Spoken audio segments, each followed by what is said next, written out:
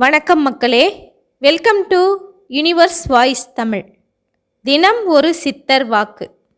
அந்த வகையில் இன்று பாம்பாட்டி சித்தர் பாடிய பாடல் 80.